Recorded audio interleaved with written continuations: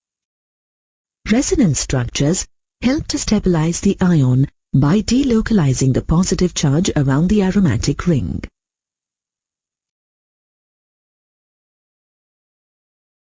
To prepare aryl diazonium salts, aniline is reacted with nitrous acid at 273 to 278 Kelvin. The nitrous acid is generated in situ by the reaction of sodium nitrite with hydrochloric acid. The overall scheme is summarized here. Due to the low stability of the diazonium salt, it must be used immediately after preparation. To prepare benzene diazonium chloride in the lab, a solution of aniline is prepared in hydrochloric acid and placed in a beaker of ice. The sodium nitrite solution is also cooled on the ice. The solution of sodium nitrite is then added very slowly to the solution of aniline in hydrochloric acid, keeping the temperature below 5 degrees Celsius at all times. If you use a different acid, you will get a different anion for the salt. Benzene diazonium chloride is a colorless, crystalline solid. It dissolves readily in water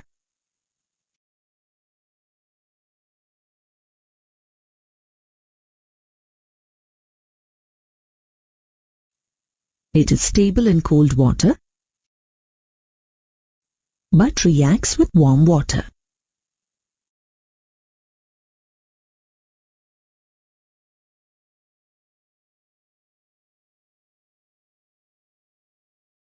Benzene diazonium fluoroborate is insoluble in water.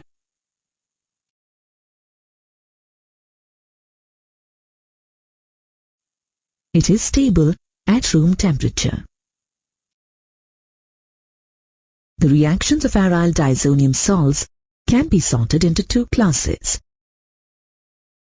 Many reactions of benzene diazonium salts involve the displacement of the diazonium group, as nitrogen is an excellent leaving group. Aryl diazonium ions can also undergo coupling reactions, using the nitrogen atoms of the diazonium group to link to another aromatic ring.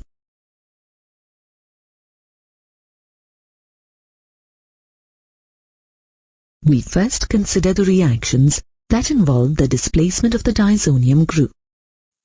The first group of reactions that we will discuss are known as the 𝙤𝙄 reactions. In these reactions, the diazonium group is replaced by a chloride, bromide, or cyanide ion in the presence of copper-1 ions. Nitrogen molecules are released as a byproduct of the 𝙤𝙄 reactions. Here is a problem for you to solve. Predict the major organic product of this reaction. The first step of the process converts 2-aminotoluene into the corresponding aryl diazonium salt. You should recognize the second step of the process as a 𝙤𝙄 reaction. Under these conditions, the diazonium group will be replaced by a nitrile group. In the 𝘾𝙃 reactions, the diazonium group is replaced by a chlorine or bromine group. To carry out these transformations, the diazonium salt solution is treated with the appropriate halo acid in the presence of copper powder. In general, yields for the 𝘾𝙃 reactions are lower than for the analogous 𝙤𝙄 reactions. Try to solve this problem on your own before checking the answer. Write equations showing the synthesis of this compound from an appropriate aniline derivative using the 𝘾𝙃 reaction. With these types of problems, working backwards can be a very effective strategy. We need a bromine atom at position 4 on the aromatic ring. So we can carry out a 𝙤𝙈 reaction using a diazonium group in the correct location. We can make the diazonium salt from the appropriate aniline derivative. Let's put it all together, working forwards from the aniline derivative that we need. We can convert the aniline derivative into a diazonium salt by treating it with nitrous acid. Subsequently, we can treat the diazonium salt solution with hydrobromic acid in the presence of copper powder to form the desired product. The diazonium group can be replaced by iodine ions if the diazonium salt solution is treated with potassium iodide. This reaction forms iodobenzene as the primary organic product. Try to answer this question on your own before proceeding. Draw the major organic product of this reaction. You should recognize the steps involved. Step 1 produces an aryl diazonium ion. In step 2, treatment with potassium iodide replaces the diazonium ion with iodine.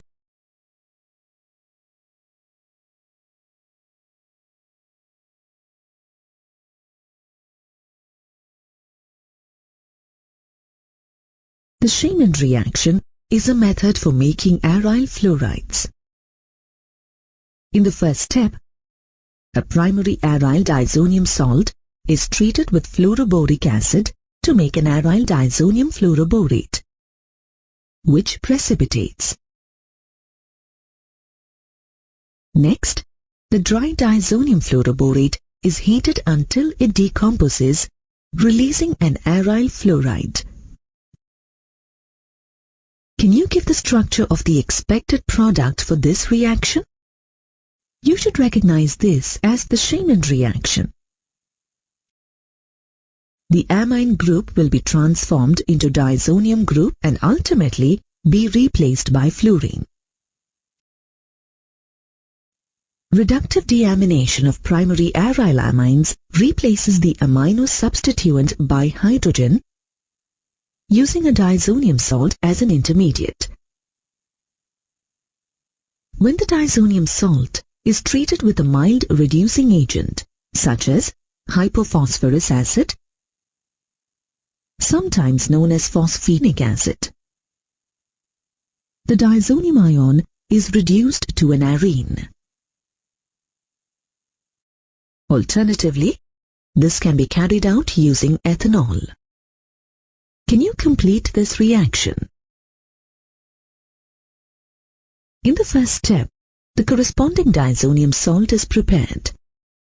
Next, the diazonium group is replaced with a hydrogen atom. Nitration reactions replace the diazonium group by a nitro group. First, prepare diazonium fluoroborate by reacting the aryl diazonium chloride with fluoroboric acid.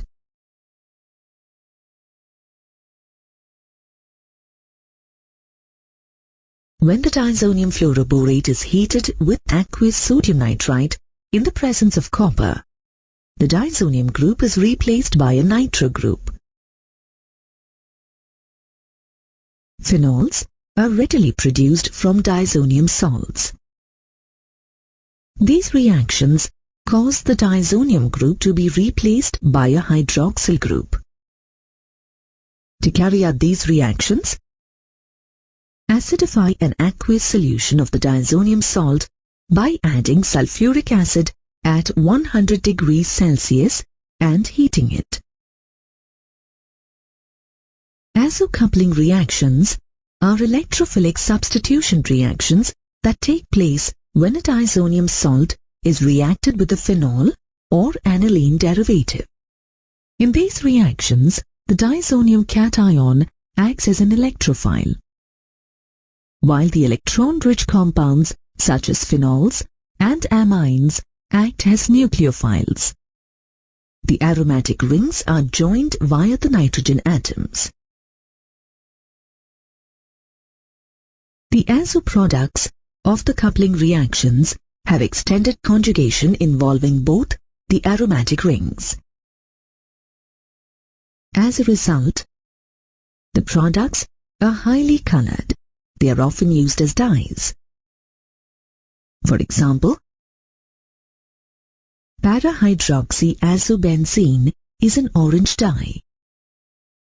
Para-aminoazobenzene is a yellow dye. As we have seen, diazonium salts are very good intermediates for introducing a variety of functional groups onto an aromatic ring. They allow for substitution patterns that cannot be prepared by direct substitution of benzene or substituted benzenes.